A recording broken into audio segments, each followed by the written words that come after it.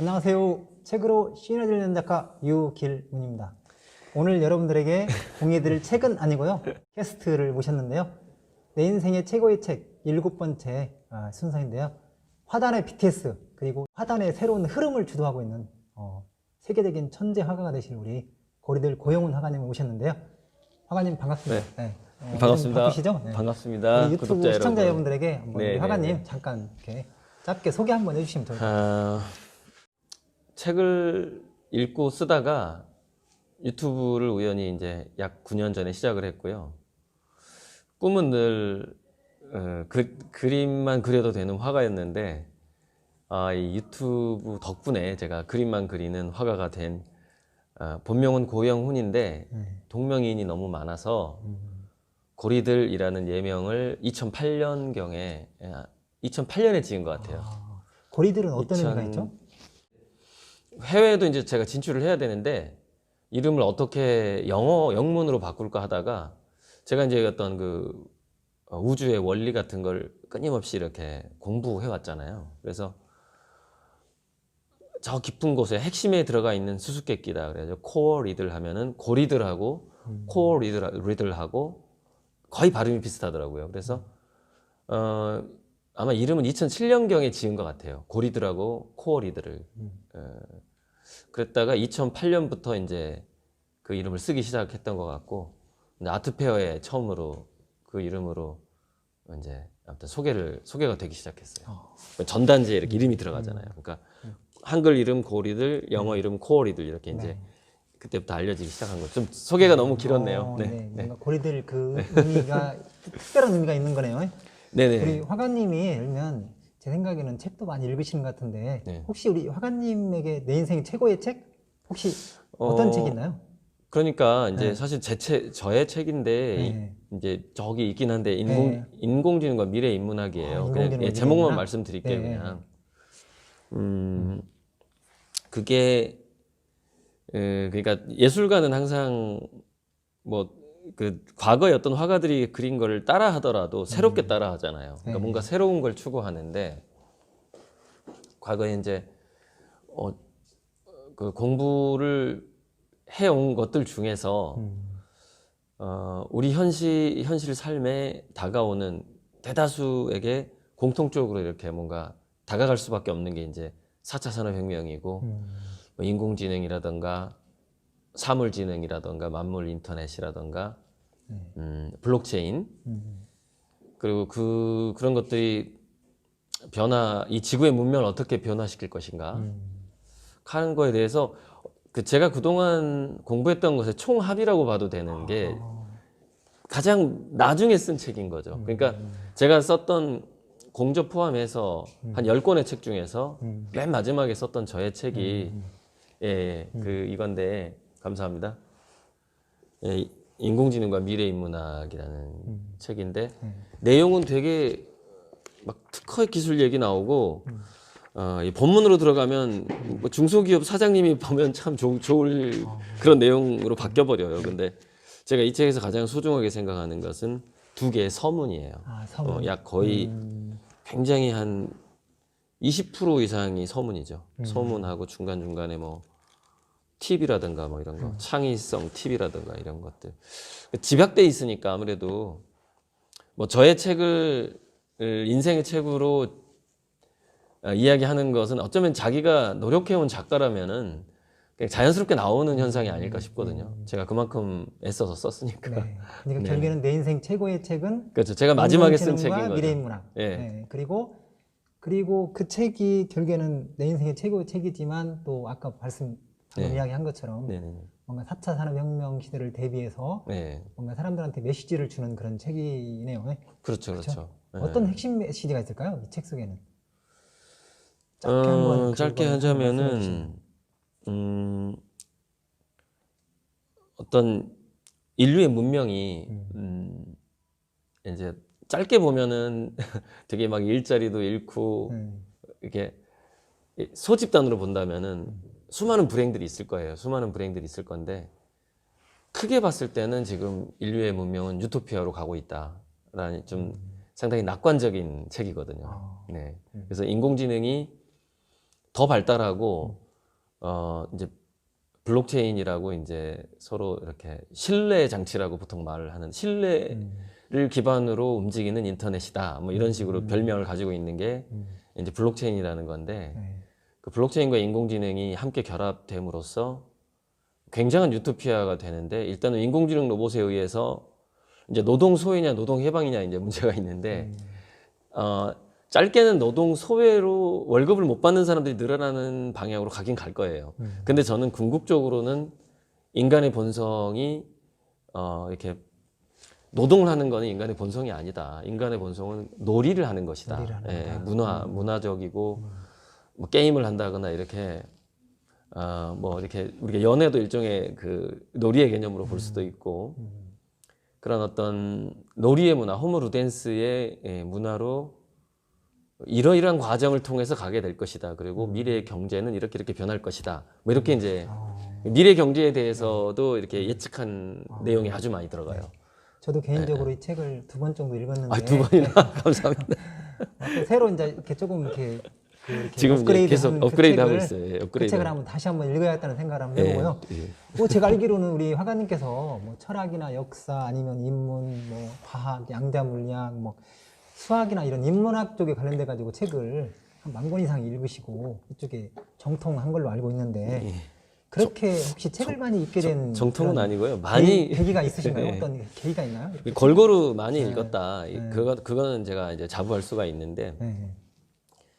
뭐 그래도 이런 것 같아요. 분야별로 한 100권 이상을 읽게 되면은 그 분야 전문가 지식의 거의 75%까지 따라잡는다고 하더라고요. 근데 그 75%만 따라잡았지만 굉장히 다양한 분야를 읽었을 읽었기 때는 때문에. 그것과 또 시너지가 일어나기 때문에 각 분야의 전문가들이 보지 못하는 관점이 좀 거시적인 관점이 메타적인 인지라고 그러죠. 메타적인 관점이 생기게 되는 것이죠. 그래서 왜 이제 그 읽기 시작했냐면 뭐 직접적으로는 대학교 1학년 때였나 고등학교 때였나 정확히 기억이 안 나는데 민음사에서 세계 백인의 사상가라는 책이 나왔었어요. 네. 근데 그 책을 보다가 세계 백인의 사상가 딱 봤는데 아니 백남준이 거기 들어가 있는 거예요. 아, 우리나라 백남준. 우리나라 그 예술가가. 근데 상당히 그 이제 딱 한 가지 계기로 본다면 그 부분도 저는 영향을 줬다고 생각을 하는데 저는 백남준은 단지 비디오를 잘 다루는 그 비디오 아티스트. 미디어 기술, 그러니까 미디어 아티스트라고 보통 그러는데 그 비디오라든가 이런 기계 장치를 잘 다루는 일찍 해외로 이렇게 도망간 한국의 국적을 포기하고 일본인 아내와 미국과 독일 국적을 가지고서 이렇게 자기는 세계인이다라고 주장을 하면서 예술가로 성공한 사람이다 이렇게 알고 있었거든요. 되게 굉장히 부잣집 아들이었대요. 그 제가 알기로는 서울 3대 부자 아들이었다고 제가 알고 있는데, 그러니까 유학을 충분히 그 나이에 갈 수 있을 정도로 엄청난 부잣집이었다고 하더라고요. 그렇게만 알고 있었죠. 아, 부잣집 아들 부럽다. 그냥 뭐 유학도 마음대로 가고 이렇게 생각하고 있었는데 저는 이제 가난한 집 아들이었으니까.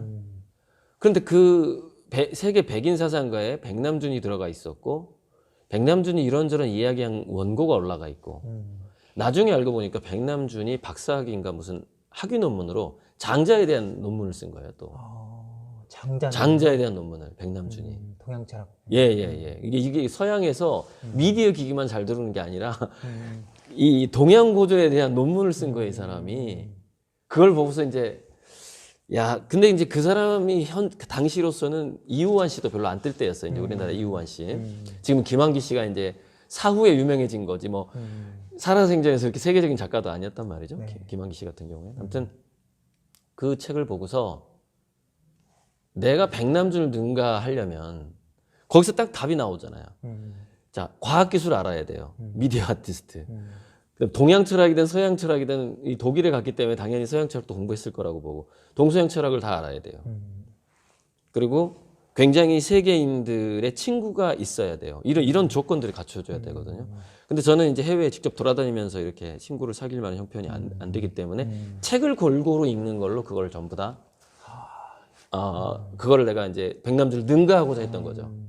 그렇게 해서 독서를 책을 많이, 함으로써. 그렇게 해서 책을 많이 읽게 되는 계기가 되는 네네.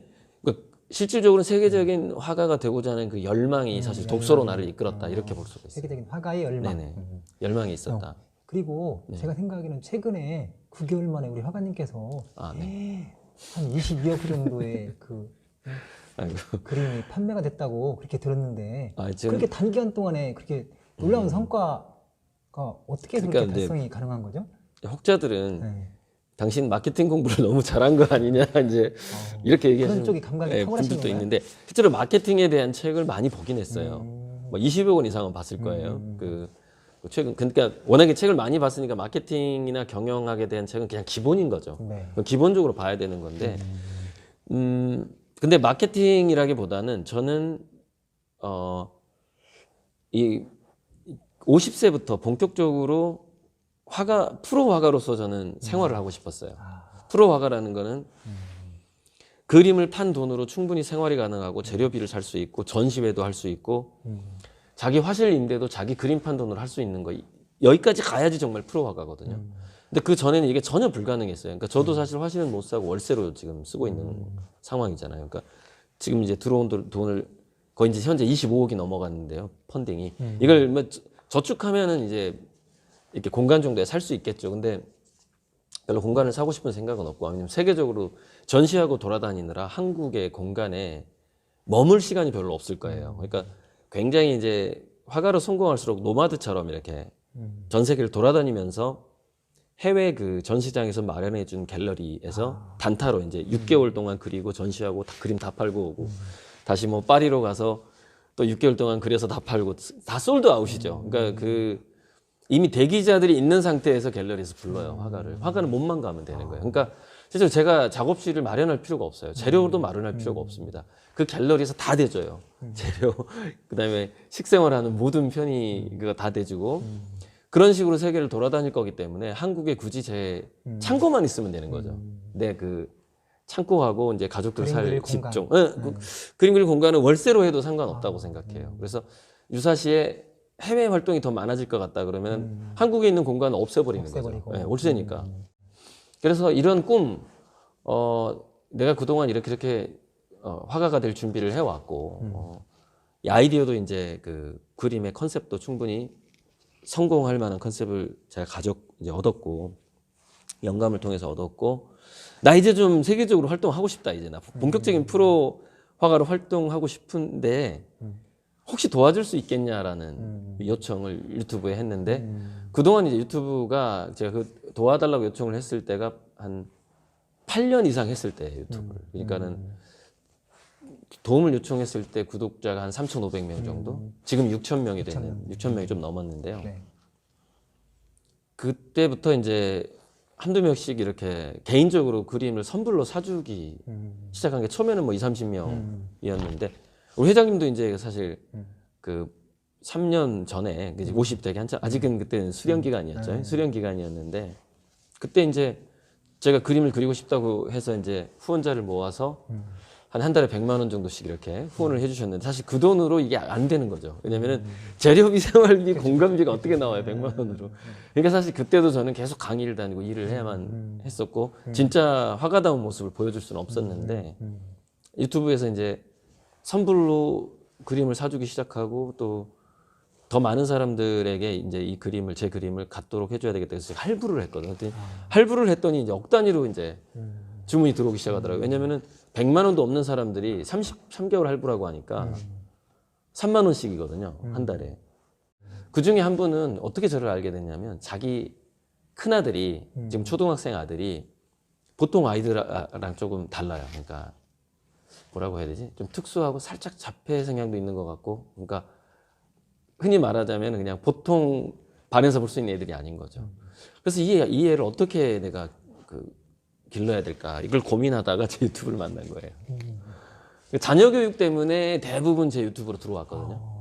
들어와서 이제 사신 분도 있고, 최근에 이제 어떤 제가 특정 작가를 비판하는 영상을 올리면서 그거 보고 와서 또 그림 사신 분들도 그 돈만 해도 한 5억 정도 들어왔어요. 그 비판 영상 보고. 그러니까 제가 비판한 거에 대해서 확실히 일리가 있다고 생각을 하고, 제 어떤 안목과 견해에 대해서 그분들이 인정을 해준 거고 또 제 안목과 견해를 인정한다는 것은 이 다음 질문에 나오겠지만 네네. 결국엔 제 그림의 철학을 인정하는 거거든요. 그렇게 생각하고 있어요. 그러면 이제 그림의 철학하고 이제 그렇죠, 연결을 그렇죠. 시켜보면 예, 연결된다고 저는 보는 거죠. 어떻든 간에 그렇게 단기적으로 사람들이 많이 열면 그림을 구매하고 그렇다는 얘기는 뭔가 의미가 있고 가치가 있으니까 그런 거잖아요. 예, 의미와 그런 가치죠. 측면에서, 그런 측면에서 의미와 가치. 우리 고리들 고영훈 화가님의 그림 하면 뭔가 눈동자, 네네. 네, 그리고 눈동자죠. 우주, 그다음에 뭔가 또 꽃, 네. 네, 꽃도 많이 네, 나오고. 꽃도 많이 있고, 그다음에 또 이제 어렸을 때 이제 이런 거 동화나 이런 책 예, 보면 이거, 어린 왕자, 이거 봐도 네. 어린 왕자 행성 네, 같잖아요. 어린 왕자 이제 이거 이런 봐도. 것도 현상이 되고, 그리고 이제 어떤 분들은 또 신비감이 있다고 하고요. 그렇죠, 그다음에 그렇죠. 또 어떤 분들은 이 그림을 보면 힐링이 된다고 하거든요. 신비. 네. 좀 약간 명상하는 그림 같기도 명상하는 하고. 느낌. 그래서 우리 화가님이 생각하기에 이 화가님의 지금 그림의 뭔가 컨셉을 우리 유튜브 시청자분들에게 한번 이야기를 해주실 수 있나요? 네. 컨셉. 네. 보통 컨셉이라고 얘기를 네, 하죠. 컨셉. 네. 개념인데. 음. 개념 파악, 너는 어떤 개념 파악을 하고 그림을 그리냐. 뭐 이런 얘기죠. 결국 코어리들이라는 제 예명애가 그 길이, 그러니까 현재 이 그림으로 오게 된 하나의 길이 있는 것 같아요. 코어리들이라는 것은 자, 이면의 세계, 겉으로 만져지는 거 말고 우리가 만질 수 없는 더 작은 세계, 더 깊은 세계, 또는 우리가 느낄 수 없는 다른 차원의 세계에서 이 세상을 이렇게 존재하게 하는 어떤 원리가 있을 것이다라는 막연한 그 어떤 그걸 진리 추구에 대한 갈망이라고 보통 얘기를 하죠. 네. 진리 추구라고 하죠. 진리 추구. 그래서 저는 이제 그런 진리 추구를 종교에서 해본 적도 있고 또 책을 통해서 이렇게 했는데 하다 보니 이제 결국에는 그게 이제 이렇게 물리학으로 압축이 돼요. 그러니까 요즘에는 인간의 생각도 호르몬이라든가 이렇게 호르몬이라든가 신경 전달 물질로 표현을 하는 뇌과학, 그게 뇌과학이란 말이죠. 그런 경우가 생기면서 우리의 의식조차도 이제 물질에서부터 이렇게 비롯되는 이런 해석들과 함께 제가 뇌과학하고 미래학 그다음에 여러 과학 서적을 많이 봤는데 그러면서 이제 물리학으로 들어가는 거예요. 근데 물리학으로 들어갔을 때 이제 물리학 중에서 양자 물리학 쪽 이야기 하시는 근데 양자 물리학이라는 게 양자 물리학의 뭐 방정식을 제가 안다라는 것이 아니고 거기에 대해서 수많은 논의가 있었잖아요. 거기에 대해서 아마 맨 처음 읽었던 책은 물리학과 도라는 프리초프 카프라의 The Tao of Physics일 거예요. 그 책이 이제 정말 이해는 다 안 됐는데 어쨌건 1989년, 1990년, 30년 전에 읽은 거예요, 그 책을. 예.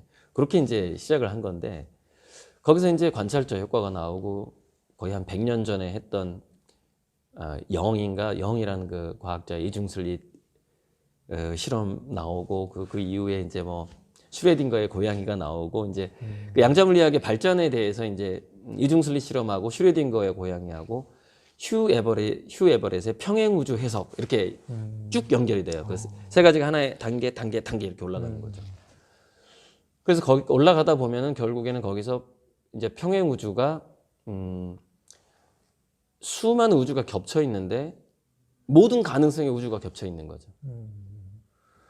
근데 그 모든 가능성의 우주가 겹쳐 있기 때문에 우리가 이 물리적인 현상이 가능하다는 얘기예요. 그게 평행 우주론이거든요.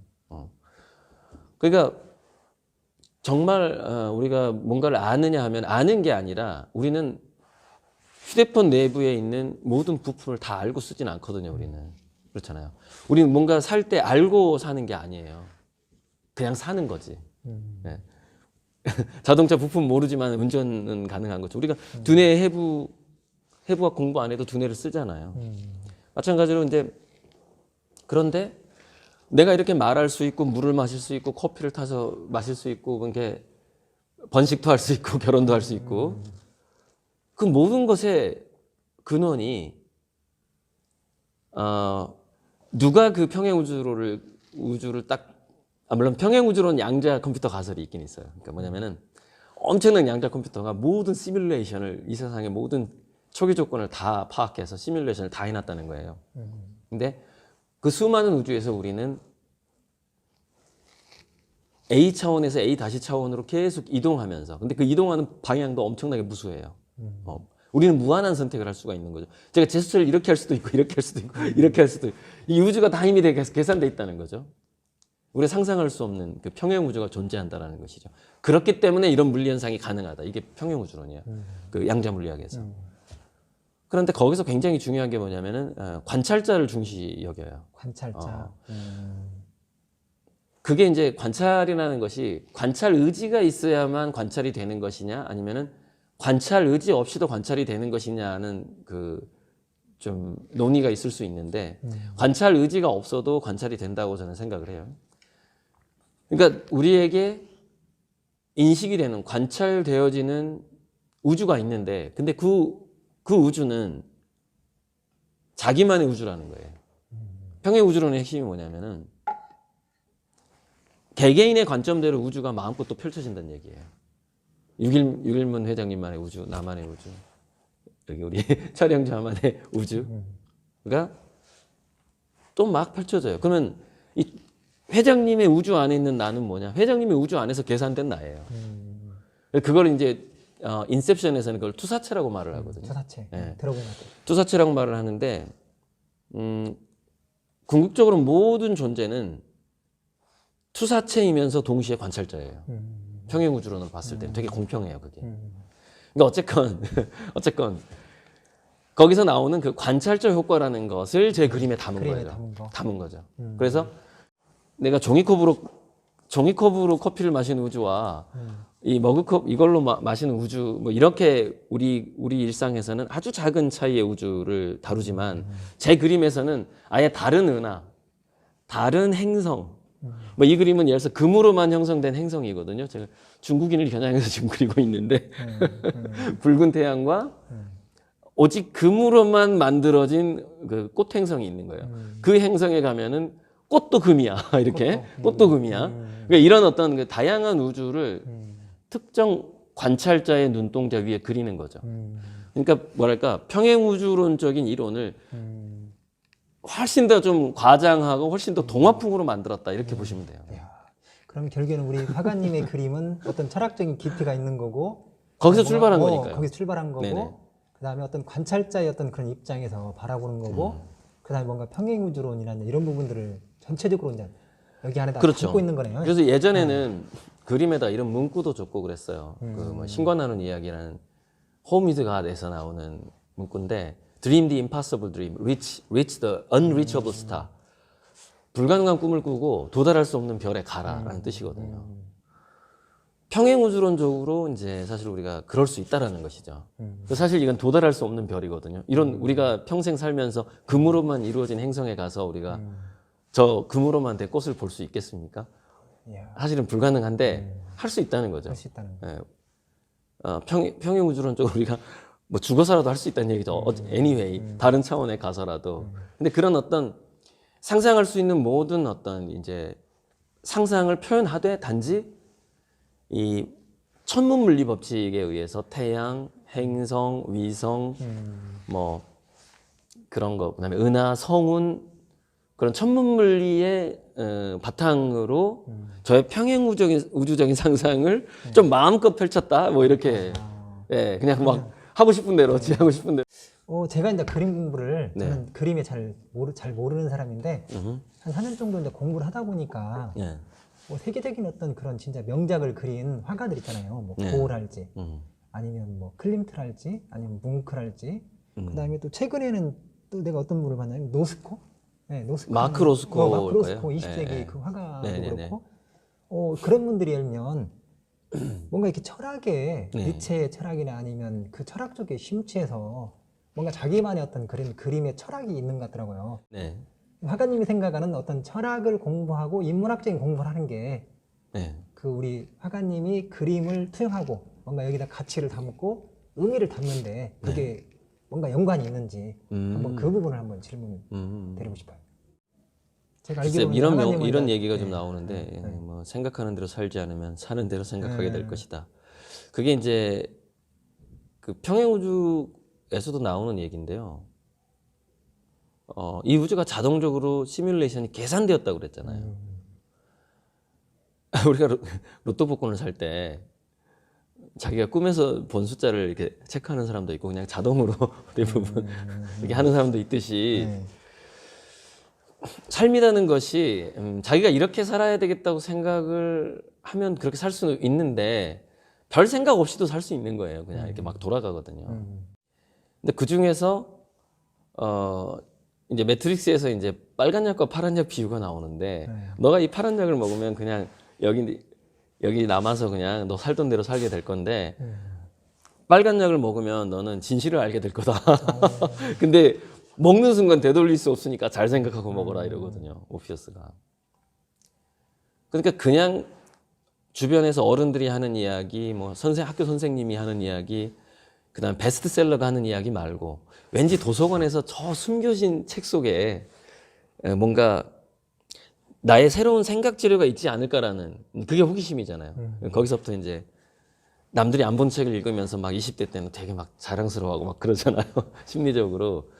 아무튼 그 생각의 재료를 맛있는 생각의 재료를 머릿속에 담지 않는다면 현대 미술이라는 것이 자기 생각을 이미지화하는 거거든요. 그것은 마치 요리사가 어떤 레시피를 가지고 요리를 해내는 것과 비슷해요. 근데 레시피는 요리는 아니잖아요. 그렇죠. 예, 예. 요리는 아닌데 그래서 이제 이게 참 종합 예술인데 그래서 이 그림이라는 것은 그래서 생각의 재료를 책에서 얻고요. 그다음에 이렇게 고수들의 강의를 듣는 거예요. 이런 인터뷰 듣는 것도 사실 강의 듣는 거랑 비슷하거든요. 고수들의 강의를 듣는 건 뭐냐면은 그 사람만의 레시피를 공부하는 거예요. 그 사람은 생각의 재료를 어떻게 모아서 어떤 요리법을 완성했는가라는 걸 우리가 듣는 것이죠. 레시피를. 그러면 이제 우리가 생각 재료가 있고 레시피가 있는데 이거 두 가지만으로는 뭐가 빠지냐면은 맛있는 재료를 선택하는 능력이 안 생겨요. 그러니까 화가들도 고흐 같은 경우에도 왜 고생을 많이 하거든요. 예, 고생을 많이 하고 우리가 가난해야 예술가가 된다는 얘기가 어떤 측면에서 맞는 얘기냐면은 가난하면 감각이 예민해져요. 배가 고프고 그러면은 저도 이제 두 경험이 있는데 2004년에 이혼하고 완전히 파산하고 신용불량자 되고 이제 시골에 내려가서 한 몇 년 칩거를 했단 말이죠. 그때 논두렁에 있는 들꽃들이 엄청 커 보이는 거예요. 그 꽃 하나 보는 게 너무 기쁜 거예요. 그 이제 막 돈도 없고 정말 밥도 제대로 못 먹고 할 때. 그리고 또 군대에서 훈련을 받을 때 친구가 없어요. 이제 완전히 그 막 행군하고 막 그때 여름 군번인데 반팔로 땅 위에서 낮은 포복을 했단 말이죠. 기어가는 거. 막 자갈하고 모래가 여기 팔꿈치에 박히는데 너무 아파요. 근데 이 아픔을 내가 어떻게 잊지 하다가 자갈들을 관찰하기 시작했어요. 그래서 자갈들하고 대화를 나누는 거예요. 너 이쁘게 생겼다. 넌 몇만 년 된 자갈이니? 그러면서 낮은 포복을 하는 거예요. 네. 그러니까 그렇게 책이 있고 강의나 영상이 있어요. 그런데 마지막에는 자기 육체가 포함된 어떤 감각적인 체험들. 근데 그 감각적인 체험은 사실 가난하면 좀 유리하긴 해요. 그렇다고 평생 가난하면 그림을 못 그려요. 저는 지금부터 가난하면 안 됩니다. 저는 지금부터는 부자가 돼야지 좋은 그림을 그릴 수 있어요. 가난은 뭐 글쎄, 짧으면 15년, 길면 한 30년 가난했다. 이렇게 볼 수 있어요, 저는요. 그래서 그 감각적인 체험이 원자재들을, 그것이 자연이 됐든, 뭐가 됐든, 책도요, 원자재 중에 하나지만, 제가 책을 가장 많이 읽을 수 있었던 것은 어디 나갈 돈이 없을 때. 친구도 만날 수 없고, 휴대폰비가 나가니까 전화통화도 할 수가 없어요. 근데 어찌 보면 그때 읽었던 책이 가장 많고 또 가장 감동적이었던 것 같아요. 왜냐면 내가 갈 곳이 없으니까 나는 책 안으로 들어갈 수밖에 없는 거죠. 그러니까 좀 더 귀해지는 듯한 느낌이 들더라고요. 지금은 제가 그림도 그릴 수 있고 책도 볼 수 있는 이게 선택을 할 수 있잖아요. 왜냐면 재료비가 생겼으니까. 그러니까 책 읽는 게 덜 귀해져요. 사실 그런 느낌이 확실히 있어요. 근데 책 읽는 거 외에는 아무것도 할 수 없었을 때. 그때는 완전 책 속에 몰입 그때 책 속에만 나의 길이 있는 거예요, 그냥. 그러니까 그것도 어찌 보면은 그 어떤 자기 현실적인 어떤 체험에 의해서 감각이 예민해진 상태인 거죠. 근데 그 현실적인 체험이 책보다는 우리가 부부싸움을 할 때 감각이 더 예민해지잖아요, 아무래도. 그 삶 속에서 우리가 이렇게 느껴지는 것들, 그죠? 그래서 그 세 가지가 하나가 결합이 돼야 완벽한 요리가 나오는 거죠. 실제 그러니까 우리가 이렇게 말미잘이라든가 바지락을 한번 캐봐야 되는 거죠. 바지락탕을 끓이려면은. 그래서 그 어떤 그런 게 체험이죠. 진짜 갯벌에서 호미질을 해보는 거. 그 세 가지가 결합돼야지 좋은 요리가 나오고, 제 그림은 그 세 가지가 잘 결합돼 있다. 네, 이렇게 좀 말할 수가 있죠. 이야기를 듣다 보니까 우리 화가님께서 네네. 그때 어떻게 보면 진짜 어렵고 힘들 때 네네네. 대부분 사람들은 절망할 수 있고 그러잖아요. 근데 그 어려운 시기에 네. 뭔가 책에 몰입하고 네, 맞아요. 그러면서 진짜 막 집중해서 책을 읽고 그리고 이제 거기서 또 나중에 아이디어를 얻고 이런 부분들이 참 감명 있게 다가왔는데요. 네. 저 그리고- 한마디만 덧붙일게요. 네. 그 책 읽기의 조언 중에 네. 저는 그 조언이 너무 중요한 조언이라고 봐요. 제가 몇 살까지 그걸 지켰냐면 아마 40대 초반까지는 지켰을 거예요. 밥을 먹든 화장실에 가서 일을 보든 네. 버스를 타든 잠을 자든 뭐를 하든 자기 머리맡이나 손에서 반드시 한 권의 책은 있어야 된다는 것이죠. 항상 책을 네. 읽고 술을 먹더라도 책 위에 손을 얹고 맥주를 마셔야 되는 거죠. 그러다가 친구가 화장실을 갔어. 앞에 있을 때 책 보면 안 되잖아요. 잠깐 화장실을 갔어. 그때 보는 거예요. 그 사이에도 술 취했는데 그때 보는 거예요. 이 정도 한 20, 30년은 해야 돼요. 그렇지 않으면은 많은 책을 볼 수가 없어요. 그거 자체가 뭐냐면, 그러니까 제가 예전에 뭐 신문을 꼭 보고 책을 보고 할 때는요, 산 책을 배낭에다 놓고 다녔어요. 엄청 무겁거든요. 일종의 그 미션이라는 영화에 나오는 형벌 같은 건데, 책이 무거운데 이 책을 가방에서 꺼내는 방법은 책을 대충이라도 보지 않으면 못 꺼내는 거예요. 서점에서 책을 사서 배낭에 넣었어요. 힘들어 걸어 다니는 게, 메고 다니니까. 너가 안 힘들려면 빨리 책을 보던가. 이렇게 저한테 스스로 형벌을 내렸단 말이죠. 손에 마치 수갑을 찬 것처럼 책 수갑이죠. 책이 손목에 수갑이 차여 있는 거예요. 그리고 그 군대 훈련처럼 책 속에 무기가 아니라 탄약이 아니라 책이 들어가 있는 건데 읽지 않으면 못 꺼내는 거야. 그럼 벌칙을 줘야 돼요. 책 수갑 어떤 뭐 책 배낭 그렇게 한 정말 20, 30년 해야 어떤 책을 정말 많이 골고루 볼 수 있어요. 그 정도로 절박한 저는 그렇게 실천했어요. 마음으로 실천한 네네, 거잖아요. 저는 책을. 그렇게 했어요. 늘 가지고 다녔죠. 최근에 화가님 제가 이건 이제 팩트인데 네네. 그 화가님한테서 그 그림을 구입하신 네네네. 병원 원장님께서 직접 그런 이야기를 하더라고요. 한 CEO들 한 2, 30명 같이 이제 차를 마실 자리가 있었는데 아마 제 생각으로는 한 500만 원 정도 해가지고 500에 사셨죠? 네, 구입하신 것 같아요. 전 근데, 정말 근데- 막 이사 비용이 없을 근데 때. 이제 저는 깜짝 놀란 게 뭐냐면 그 자리에서 사람들한테 그런 얘기를 하는 거예요. 불과 그림을 산 지 한 3개월 정도 지났는데 네, 1억이라고? 사람들 앞에서 어떤 얘기를 했냐면 나는 이 그림이 1억이다. 지금 현재도 1억 가치가 있다고 생각한다. 그쵸. 지금 누가 1억을 준다고 난 안 팔겠다. 그 이야기를 들었을 때 저 깜짝 놀랐거든요. 자, 그래서 우리 화가님한테 아까보다 조금 연관이 되는 건데 네네. 혹시 우리 화가님의 그림의 영감은 혹시 어디서 나오시나요? 잠깐만요. 영감, 뭐 영감. 아이디어나 이런 게 아까 이제 책소에서 나오고 그런다고 했는데, 오케이. 네, 그러다고 연장 선생님 이전에 이제 그 질문에서 좀 더 깊게 들어가는 건데요. 네, 일단은 그 원장님이 500만 원의 그 그림을 사자마자 네. 1억이라고 했던 이유는 제가 20분의 1 가격으로 팔았기 때문이에요. 그러니까 원래 팔기 전에도 사실 1억 가치는 있었어요. 근데 제가 화가는 가난하면 자기 그림을 싸게 팔 수밖에 없어요. 어떻게 협상의 여지가 없어요. 그러니까 당장에 나는 지금 생활에 필요한데 절박하니까. 돈이 너무 절박하니까 싸게 팔 수밖에. 그 전에는 막 더 싸게 판 그림도 많았었죠. 호당 10,000원에 팔고 그랬죠 거의. 호당 5,000원에 판 적도 있었어요. 지금 제가 호당 10만 원이란 말이에요. 그러니까 호당 5,000원에 팔던데 20분의 1로 판 거잖아요. 그림의 영감이라는 것은 이제 그 중에서도 그 모든 것들하고 이제 대화를 나누는데 그 자기 주변에 있는 모든 것이 그 신의 현현이다. 그 자기가 만나는 사람이 신의 아바타다. 라고 생각을 해보는 거예요.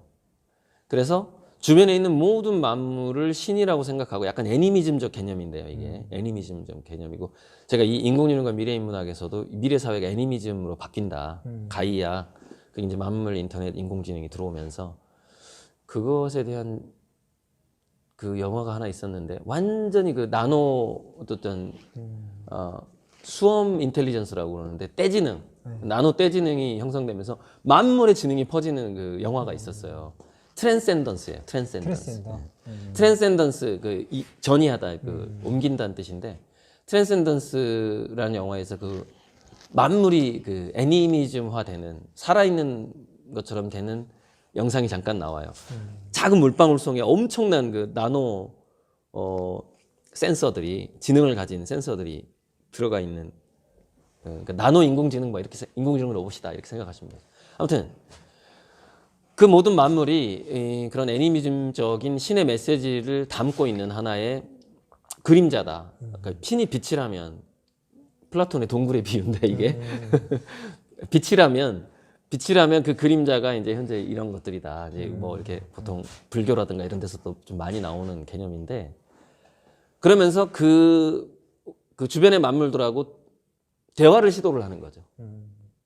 이 나무 토막은 나에게 지금 현재 어떤 말을 거는가. 근데 그 대화를 시도하는 중에 이제 물감을 섞어서 색깔을 만들고 붓칠을 하면서 그 작용, 그러니까 붓이 캔버스에 묻는 그 한 작용에서 이제 하나의 또 신하고 소통하고 있다는 느낌을 받는 것이죠. 그러니까 신은 어떤 그림을 그리고자 하는가. 어떤 새로움을 만들어내고자 하는가죠. 그러니까 우리가 요리를 해도 어떤 새로운 요리를 만들어내는가 하면은 피아노 연주를 해도 조금 다르게 연주하잖아요. 그럼 그 연주가들은 그 이면정 씨 같은 경우에도 베토벤 피아노 곡을 칠 때 베토벤한테 기도를 한대요. 내 옆에 와 있어 달라고. 나 혼자는 이 곡을 다 칠 수 없다. 내 옆에 와 있어 달라. 기도를 하고 하면은 정말 베토벤이 자기한테 온 것 같은 느낌은 든대요. 증명을 할 수는 없지만. 마찬가지로 제가 이제 그림을 그릴 때도 신이시여, 당신이 화가가 됐다면 당신은 지금 이 그림을 어떻게 그리겠습니까? 라고 계속 묻는 거죠. 근데 거기서 이제 어쩔 때는 이제 게르하르트 리히터라는 그 독일 작가가 화가가 했던 말인데 나의 그림이 나보다 영리하다. 캔버스와 붓이 나를 인도하는 것 같은 느낌이 든단 말이죠. 그림이 저절로 만들어지는 것 같은 느낌이 드는 거죠. 우연의 효과인데 막 잘 나와요. 막. 그러면 그런 순간들이 왔을 때는 이제 그 신과의 소통이 지금 잘 되고 있다. 이게 잘 되고 있고, 그래서 굉장히 기쁘고 감사한 마음으로 이제 그 시간을 가는데 그 시간이 지속되지는 않아요. 그걸 이제 보통 영감의 순간이라고 하기도 하고, 책 쓰는 사람은 이제 그 뭔가 소설이다 그러면 귀신들이 와서 막 이렇게 대사를 막 쳐주고 그러면 그 대사를 받아줬고 뭐 이런 뭐 조정래 씨인가 아무튼 소설가들이 글을 쓰다가 등장인물을 죽이려고 할 때는요 등장인물 귀신이 나타나서 나를 죽이지 말아달라 그런다는 거예요. 그런 얘기 들어봤어요? 그러니까 그런 어떤 계속해서 그 소설가들도 그렇고 시인들도 그렇고 그 글이라는 걸 통해서 계속 신하고 소통을 하는 거고 저는 이 물감이라는 걸 통해서 계속 신하고 소통을 그러니까 사실 영감의 원천은 결국에는 더 가시다 신이다. 저는 그렇게 일단 보는 거죠. 어떻게 보면 그림이라는 게 실은 부유한 사람들, 부유층의 어떻게 보면 전유물일 수 있잖아요. 네네. 그런데 우리 화가님께서 지금 어떤 흐름을 바꿔버린 것 같아요. 네. 지금 굉장한 좀 이렇게 약간 혁명적인. 이게 좀 중산층도 조금 이렇게 덜 중산층인 사람들. 제 그림 산 사람이요. 네. 99%가 거의, 서민층이에요. 네, 그런 사람들이 중산층도 제가 알기로는 아마 드물어요. 지금 한 400명이 넘어간다고 그렇게 알고 있는데 이것을 어떻게 흐름을 어떻게 이해를 해야 되나요? 이런 부분들을. 그런 부분들이 참 우리 그 화가님의 최고의 매력이시거든요. 그 사람들이 어떤 그런 흐름을 바꿔놨다는 것. 그 이렇게 어떻게 보면 힘들고 어려운 사람들이 뭔가 예술에 투자한다는 것은 쉬운 일이 아니잖아요. 그 부분을 진짜 저는 너무 높이 하고 싶고요. 사실 100개월 할부로 해버리니까 문턱이 확 낮아지잖아요. 그러니까, 처음에 들어오는 문턱이 낮아지고 월급쟁이도 살 수 있게 되고 하다 보니까 지금 400명 중에서 아마 300명 정도는 할부가 아니었으면 그림을 못 샀을 거다 저는 그렇게 생각해요. 아마 시도도 못 했을 거다. 네네. 흐름을 바꿨기 때문에 그런 분들이 예술이나 이런 그림 쪽에 해가지고 뭔가 투자도 하고 거기서 힐링도 하고 그렇죠. 뭔가 이렇게 그런 가치도 생각을 하고 이런 저는 그러니까 가지고 이 시점에서 꼭 드리고 싶은 말씀은 네. 우리가 이제 미술 교사 실험이 있었어요. 미술 교사하고 일반인들하고 미술 전공하지 않은 일반인들하고 좋은 그림을 골라봐라라는 실험을 하거든요. 그러면은 지금 정확한 기억은 안 나지만 65%에서 75%가 일치해요. 그러니까 사람은 그림을 전공하지 않아도 좋은 그림을 느껴요. 본능적으로. 그리고 이제 그 특히 새들 중에서 바우어새라고 자기 정원을 가꾸는 새가 있는데 되게 아름답게 정원을 가꿔요, 새가. 미적인 감각을 갖고 있거든요. 그러니까 진화생물학적으로 미적인 것을 추구하는 것은 모든 생명체의 본능이라는 것이죠. 그러면은 좋은 미술 작품을 소장하고자 하는 본능은 부자들만 있는 게 아니거든요. 저는 노숙자가 될 수밖에 없었던 사람들도 다 가지고 있다고 생각하고 심지어는 그 정신지체 장애인도 가지고 있다고 생각해요. 그 좋은 그림에 대한 소유욕을 가지고 싶다라는 거. 그 마치 바우어새가 자기 정원 앞에 이렇게 막 이게 돌멩이나 막 예쁜 것들 물론 지가 봤을 때 예쁜 거지 우리가 봤을 때는 이제 예쁜 게 아닌데 막 이렇게 꾸미듯이 근데 그 조화는 되게 조화롭고 예쁘거든요. 뭐 꾸며놓으면은 그 정원을 구조 건축도 하고 막 정원도 가꾸고 이러는데 대단히 예뻐요. 그 본능이 누구에게나 있는데 흔히 말하는 기득권 미술 시장의 체제로서는 너무 진입장벽이 높았다. 몇백만 원짜리를 어떻게 일시불로 사냐는 거죠. 그리고 서민들은 1,000만 원짜리 카드로 할부한다고 못 긁어요. 이거 어떻게 다음 달에 내야 되는데 어떻게 긁어요? 이자가 엄청 붙잖아요. 근데 저는 오히려 제 그림 할부로 사는 사람들은 정반대예요. 물가 상승이 있잖아요. 인플레이션이 100개월 동안 돈의 가치가 계속 하락하잖아요. 그러니까 첫 달 넣는 돈보다 마지막 100개월 후에 넣는 돈은 사실 가치가 하락돼 있잖아요. 뭐 20, 30% 정도는. 근데 그것을 합산해서 나는 그림을 드리는 거거든요. 오히려 뭐냐면은 이자가 붙는 개념의 할부죠. 카드 할부하고 틀려요. 카드 할부는 이제 내가 이자를 더 내야 되는 건데 더 싸지는 거예요. 이 제가 제시한 할부는 더 싸게 사는 거예요, 그림을. 더 낮은 비용으로. 그러니까는 그리고 또 중간에 제가 그림값이 올라가 버리면 싸게 살 뿐만이 아니라 처음에는 그 원장님처럼 20분의 1 가격으로 내가 그림을 산 줄 알았는데 2년 지나니까 200분의 1이 된 거야, 이게. 한 10년 지나니까 2000분의 1이 돼 있네. 이미 제 그림이 2000배가 올라 버린 거죠. 그것까지도 기대할 수가 있죠. 좀 뭔가를 아는 사람들은. 그래서 사실 할부 판매가 많이 이루어진 거예요. 그런 어떤 케이스. 책을 통해서 얻을 수 있는 효과? 이걸 한번 짧게 한번 우리 유튜브 시청자분들에게. 최근 제가 도서관이나 이렇게 서점에 가면은 그 대형마트가 생각이 나는데 카트 딱 끌고 딱딱 주워 담을 수 있잖아요. 마찬가지로 그 어떤 우리가 생각을 쇼핑한다는 개념요. 제가 예전에 이제 공부법 강의할 때 자주 했던 얘기인데 강의를 듣는 그 정보의 그 입력의 속도가 50분의 1이 돼요. 그러니까 아무리 좋은 스승을 내가 만나서 강의를 듣는다고 해도 50배의 시간이 걸려요. 근데 우리가 어느 정도 이 독서에 대한 좀 수련이 됐고, 한 몇백 권 이상 이렇게 읽고 뭐 1000권 이상 넘어가게 되면은 책 읽는 속도도 빨라지고 이해도 또 좋아지잖아요. 또 아는 개념도 많아지기 때문에. 그래서 우리가 이제 대형마트에서 이 쇼핑하는 거하고 배추밭하고 저기 갯벌하고 돌아다니면서 갯벌에서 바지락 사오고 강원도 가가지고 그 배추 사오고 한 시간을 비교해봐요. 시간을 내가 그 뭔가 생각의 재료 원자재를 모을 수 있는 그 시간 대비 영상이나 강의보다 책의 효율이 압도적으로 높아요. 압도적으로 높다. 네, 압도적으로 높아요. 그리고 특히 요즘에는 이제 그게 이제 인포그래픽이라 그래가지고 그것은 이제 마인드맵처럼 이렇게 요약해 놓은 뭐 그래프도 들어가고 막 도표도 들어가고 하는 그 인포그래픽 그런 것들 우리 책 속에 많이 나오잖아요. 저도 이제 책 속에 도표가 많이 있는데 그런 것들은 또 그 생각을 또 압축해가지고 또 이제 어느 정도 이렇게 그 컵라면처럼 해놓은 거예요. 물만 부으면 되는 거야. 그러니까 물만 부으면 바로 먹을 수 있게 이게 인포그래픽으로 만들어 놓는 거죠. 그러니까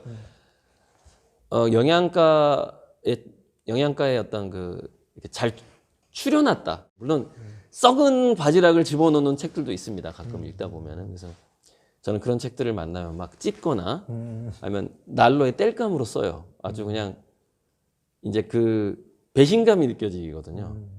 나의 시간을 뺏었다라는 그 배신감. 그래서 그 중에서 정말 쓸만한 거 2장만 딱 뜯어서 놓고 나머지는 그냥 난로 속에 집어넣어 버리죠. 그런 경우도 있는데 대체로는 자기가 책이라는 것은 역사에 남기 때문에 자기 인생을 걸고 써야 된다고 생각하고 저는 또 대다수의 작가들은 그렇게 쓴다고 생각을 해요. 그래서 인공지능 시대지만 이런 게 있어요. 제가 유튜브 강의 중에 질문이 권력이 된다라는 강의가 있는데 인공지능 시대 인공지능의 능력이 굉장히 좋아지거든요. 그런데 인공지능한테 뭔가 질문을 해야 되고 주문을 해야 돼요. 그럼 모든 걸 제공을 해주거든요. 근데 문제는 뭘 질문해야 될지 모른다는 것이죠.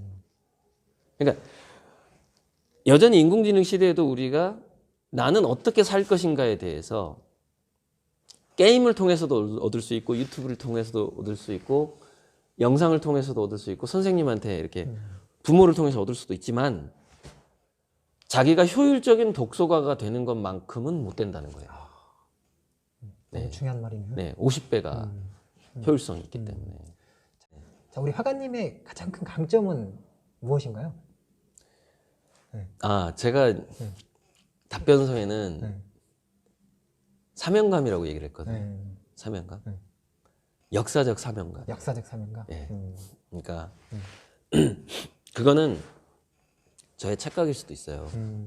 그런데 다시 또 매트릭스 얘기를 잠깐 해보자면은 매트릭스에 이제 그 더 원이 있어요, 주인공. 근데 모피어스가 더 원을 이 구세주라고 믿어요. 우리를 이 AI 기계 감옥에서 우리를 구원해줄 애다. 얘를 잘 트레이닝 시켜야 된다 이렇게 믿죠. 근데 예언자가 이렇게 얘기하는 거 오라클이 너는 사실은 더 원이 아니야.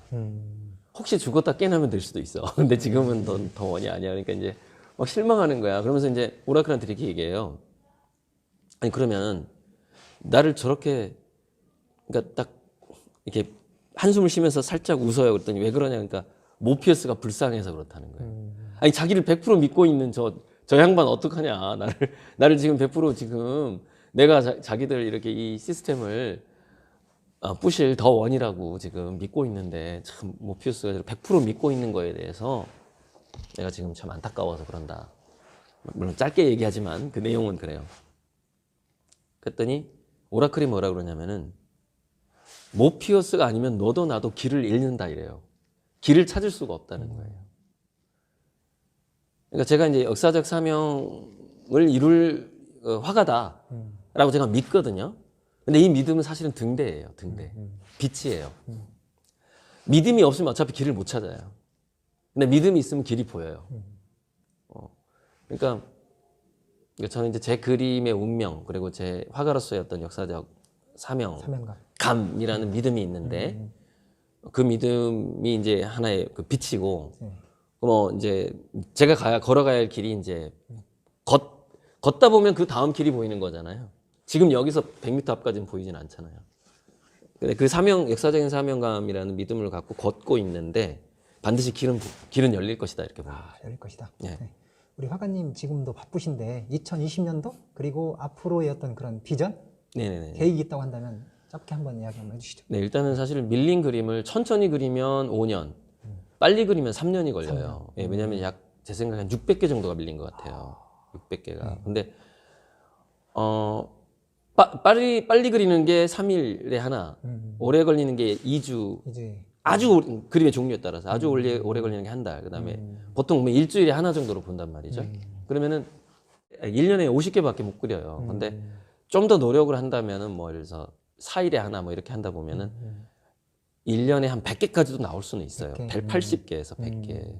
그러면은 5년이 걸리네. 그래도 5년이 걸려. 근데 그게 이제 좀 대량 생산 시스템이라는 게 좀 있는데 포드처럼 컨베이어 벨트 시스템 이거 쭉 내가 이동하면서 또 이렇게 하게 되면 좀 더 단축이 되거든요, 시간이. 그래서 어찌 됐건 3년에서 5년은 걸려요. 근데 그거 하느라고 정신 없겠죠, 앞으로. 그 밀린 그림 그리느라고 정신 없을 거예요. 왜냐면 그 밀린 그림을 안 그리면 저는 세계의 외국인들한테 팔아야 될 그 외국인 부자한테 팔아야 될 그림을 그릴 수가 없잖아요. 그러니까 중간중간에 이제 외국에 팔 그림이랑 이렇게 국내에 이렇게 갈 그림이 뭐 질이 다른 게 아니라 분리해서 할 텐데 예를 들어서 이건 중국에 가듯이 중국에 지금 겨냥하고 있듯이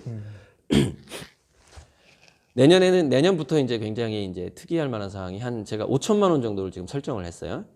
5천만 원 정도 한도 내에서 제 그림을 이미 완부를 하고 사가셨던 분에게 상승된 가격으로 담보대출을 시작할 거예요. 내년부터. 담보대출.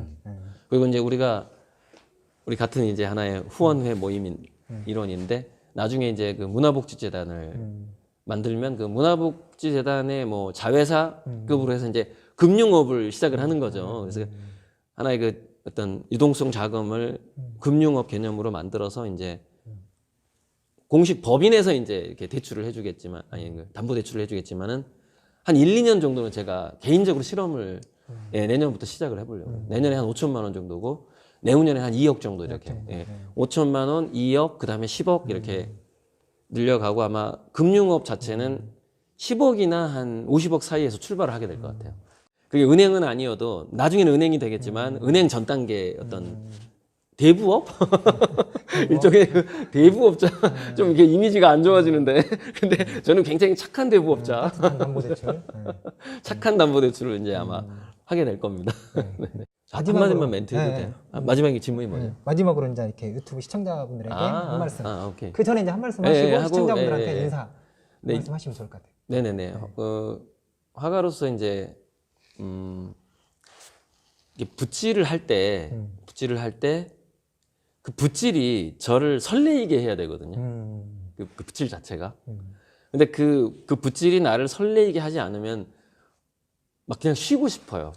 딴짓을 하고 싶은 거죠. 그러니까 화가들이 사실, 물론 내년에는 제가 딴짓조차 할 수 없을 정도로 지금 스케줄을 빡빡하게 잡을 생각인데, 그렇게 제 자신이 설레이는 붓질이 아니면 화실에서 내보낼 수가 없어요, 그림을.